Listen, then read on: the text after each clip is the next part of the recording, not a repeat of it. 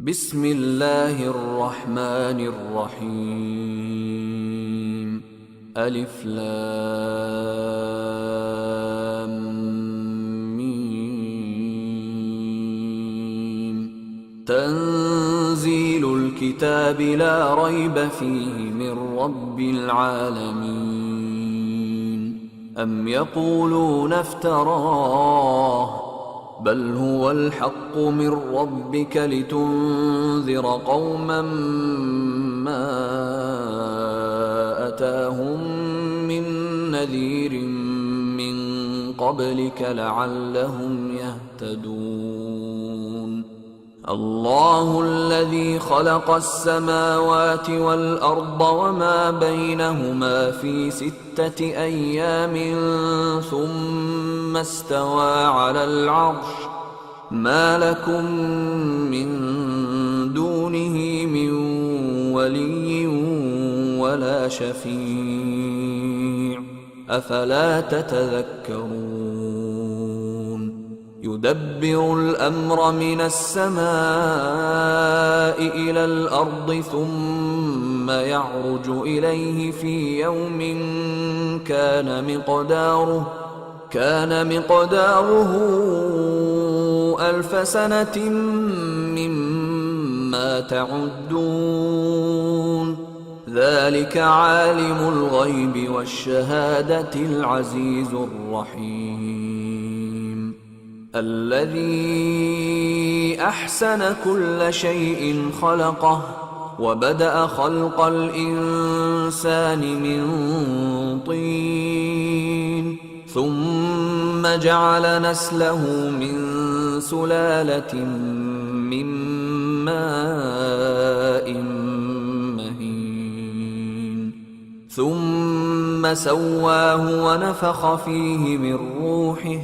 وجعل لكم السمع والأبصار والأفئدة قليلا ما تشكرون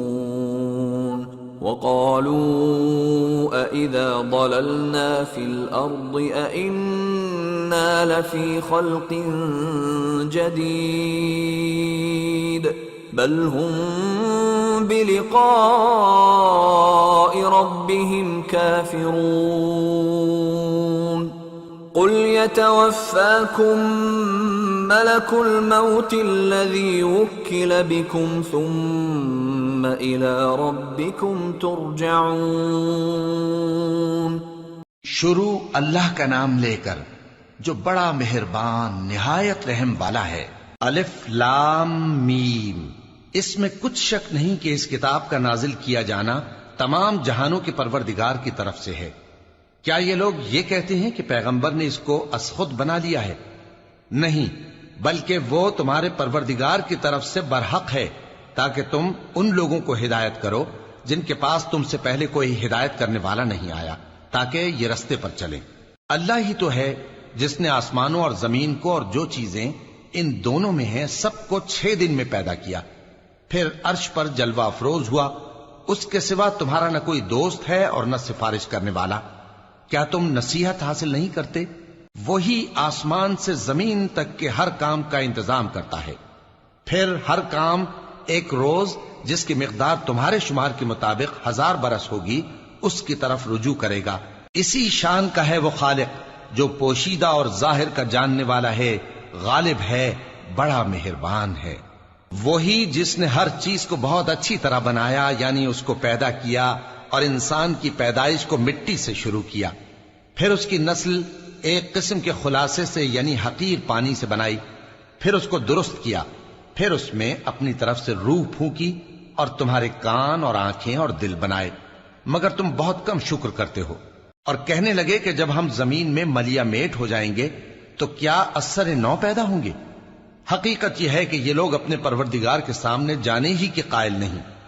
کہہ دو کہ موت کا فرشتہ جو تم پر مقرر کیا گیا ہے تمہاری روحیں قبض کر لیتا ہے، پھر تم اپنے پروردگار کی طرف لوٹائے جاؤ گے